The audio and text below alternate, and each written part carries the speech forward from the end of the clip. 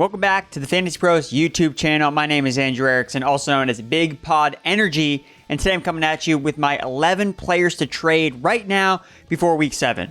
But first, if you want a chance to win a signed Justin Jefferson Minnesota Vikings jersey, courtesy of our friends at Pristine Auction, you need to subscribe to the Fantasy Pros YouTube channel right now, comment below on this video, and that's it. We'll be announcing a winner right here on the channel. So make sure to turn on those notifications so you can be alerted when new episodes are up and to claim your prize. Now, let's get to those trades. Wide receiver Michael Gallup, Dallas Cowboys, rest of season rank wide receiver 50. Players like Michael Gallup are the reason why air yards exist. Cowboys wide receiver posted a team-high 33% air yard share, nearly 100 air yards in Week 6, but he caught just 2 passes on 7 targets. But with Dak Prescott coming back and back-to-back juicy matchups versus the Lions and Bears up next, Gallup is due to blow up. 23% target share over the last 2 weeks. Trade for him on the cheap. Heck, he might even be on waiver wire still. Regardless, you can move on to someone like George Pickens, Darnell Mooney, or DJ Moore for Gallup, I'd imagine. Could also acquire Gallup plus this veteran wide receiver. Brandon Cooks, Houston Texans, rest of season rank, wide receiver 30. You should be selling Cooks because the gap is closing between him and Nico Collins. In the Texans' last 4 games, Collins has more receiving yards than Cooks, 61.5 yards per game versus 38.5 yards per game. Collins is also dominating the high-value targets downfield with a 40% air yard share, and each saw 6 targets in Week 5. Sell high while Cooks maintains his perceived status as the clear-cut #1 wide receiver in Houston, because there could be a major effort to feature the younger Collins fresh off the bye week. Trading for Devin Singletary on his bye week or taking a flyer on Kareem Hunt would be my approach, but ideally I'm putting Cooks plus to get the easiest buy low running back in all of fantasy football, Travis Etienne Jr. Jacksonville Jaguars, rest of season rank RB20. Etienne rushed 10 times for 86 yards, and James Robinson rushed 12 times for 54 yards in Week 6, but Etienne was more efficient. He saw more targets, 2 versus 1, played more snaps, and ran more routes. As the second-year back continues to see more playing time and look explosive with the ball in his hands, the breakout game is impending. He's the leader of the backfield in snaps, yards, targets, and routes run over the last 3 weeks. He's also nearly doubling Robinson's fantasy production. Buy low now while you still can. He's currently PFF's 5th highest graded rusher this season. And per FantasyPros strength of schedule tool, the Jaguars have the #1 easiest schedule remaining for running backs. I'd gladly trade any wide receiver like Christian Kirk, Devontae Smith, or running backs like Edwards-Helaire or A.J. Dillon to get my hands on the Jags' RB1. I'd also try desperately to sell high off Daryl Henderson for Etienne. Running back Daryl Henderson, Los Angeles Rams, rest of season rank RB30. Henderson led the Rams backfield with 12 carries for 43 rushes in Week 6, adding 2 catches for 9 yards on 3 targets. He also scored a rushing touchdown. But Malcolm Brown was somewhat also involved, earning 7 carries for 15 yards, 1 catch for 13 yards. And Henderson didn't play every snap, 71% snap share, so the role wasn't as good as it was in Week 1. With the Rams a candidate to make a move at running back in lieu of the Cam Akers situation, I'd sell high on Henderson as someone that thinks he will be the clear-cut RB1 for the rest of the season. Not to mention, after the bye week, the Rams face the 49ers and Buccaneers' top-tier run defenses. Rookie Kyron Williams may also return after being placed on IR to start the season. Give me Devin Singletary, Tony Pollard with 2 cake matchups coming up, or Rashad Bateman for Henderson, or even this rookie wide receiver Romeo Dobbs. Wide receiver Romeo Dobbs, Green Bay Packers, rest of season rank wide receiver 38. Allen Lazard, 4 for 76 and a touchdown on 9 targets, and Romeo Dobbs, 4 for 21, no touchdowns on 9 targets, were heavily involved after Randall Cobb was carted off the field with an ankle injury in Week 6. Both Lazard and Dobbs ran a route on 96% of dropbacks, but the former continues to be the favorite in the red zone from Aaron Rodgers. Lazard also saw 162 air yards to Dobbs' 113. But considering Dobbs' 20% target share over his last 4 games, he is the buy low based on his usage and matchup in Week 7, the Washington Commanders. Dobbs is also just one of 5 wide receivers that saw multiple deep targets in Week 6 that failed to catch any. That won't happen 2 weeks in a row with the volume he is seeing from Aaron Rodgers.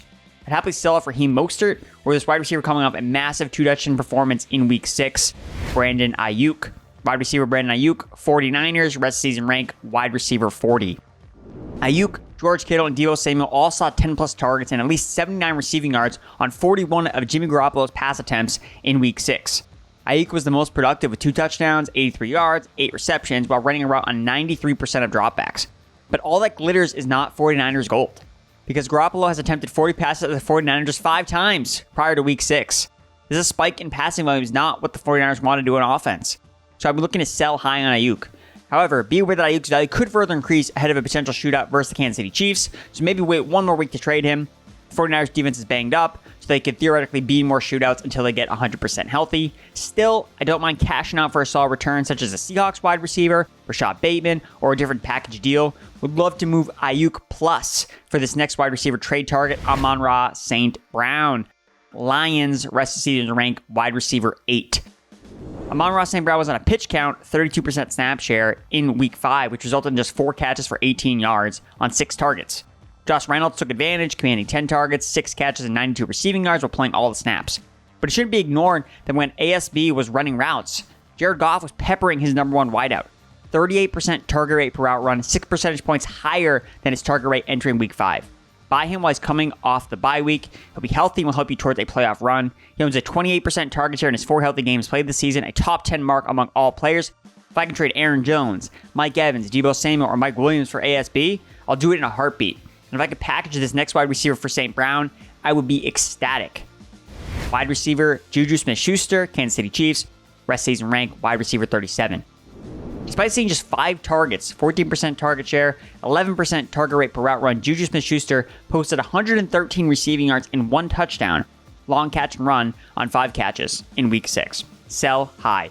Juju has seen just an 18% target share of the season, same as Robbie Anderson and Romeo Dobbs. Sell him for Tony Pollard, Rondale Moore, or Devin Singletary. But don't sell him for this running back, Ezekiel Elliott. Running back Ezekiel Elliott, Dallas Cowboys, rest season rank, RB31. The ground game for Dallas was alive in week 6. Ezekiel Elliott carried the rock 13 times for 81 yards and 1 touchdown, but he had 1 target. The yardage is nice, but the lack of receiving continues to be a major problem. He has just 1 game with more than 1 catch and 0 with more than 2 targets. As is Tony Pollard, who totaled 13 touches, which was good for a 50% opportunity share split with Zeke in week 6. Sell high on Zeke after the primetime showing with Dak Prescott making his return in a plus matchup for Dallas against the Lions in week 7. That optimism should create trade suitors for Elliott. Move him for a certified bell cow Devin Singletary, Rashad Bateman, or one of my favorite buy low candidates that I already talked about, Travis Etienne. Running back Joe Mixon, Cincinnati Bengals, rest season rank RB7. The time is now to buy low on Joe Mixon. He only had 8 carries in week 5, his lowest output of the season, just 13 touches overall, but he still posted a 76% opportunity share and a 72% snap share. And I think even though the Bengals' victory came at the expense of Mixon's volume, I don't think that spells doom. The team shifted to more shotgun, and that led to a high-octane passing attack. But Mixon's efficiency on the ground has increased. 5.6 yards per attempt the last 2 weeks, while he's maintained a role in the passing game with 4 targets per game over that same time frame. Mixon's rushing EPA ranks 4th since week 5. His rushing EPA ranked dead last from weeks 1 through 4. And quarterback Joe Burrow himself said the team had found its identity in their road win, which foreshadows a heavy shotgun approach and therefore a more efficient Mixon for the rest of the season. If you can get someone who's only concerned about Mixon's carry total, I'd be a buyer. A juicy schedule is approaching, featuring the Falcons, Browns, and Carolina Panthers. I'd easily trade Aaron Jones, Deebo Samuel, or my number 1 sell-high running back, Dalvin Cook. Running back Dalvin Cook, Minnesota Vikings, rest season rank, RB8. Cook totaled just 13 carries in week 6, but was a complete non-factor in the first half. Just 5 carries for 9 yards. But he ripped off a 53-yard touchdown to save fantasy managers. Alexander Madison had just 1 carry and 0 targets. But it's worth mentioning Madison was on the injury report, which probably influenced his 13% snap share and boosted Cook's to 87%. Cook caught just 1 pass on 1 target. He ran a route on less than 50% of dropbacks. His receiving usage continues to leave fantasy managers wanting more.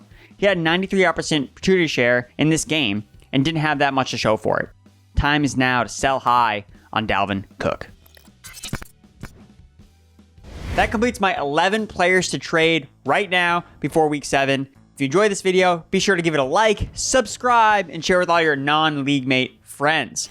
And before you go, if you want a chance to win a signed Justin Jefferson Minnesota Vikings jersey, courtesy of our friends at Pristine Auction, you need to subscribe to the FantasyPros YouTube channel right now, comment below on this video, and that's it. We'll be announcing a winner right here on the channel. So make sure to turn on those notifications so you can be alerted when new episodes are up and to claim your prize. Thanks for tuning in to the Fantasy Pros YouTube channel. Don't forget to check out our featured videos. And while you're at it, make sure to follow us on Instagram, Facebook, and Twitter at FantasyPros, so you can get the latest news and updates to give you the edge you need in your fantasy league.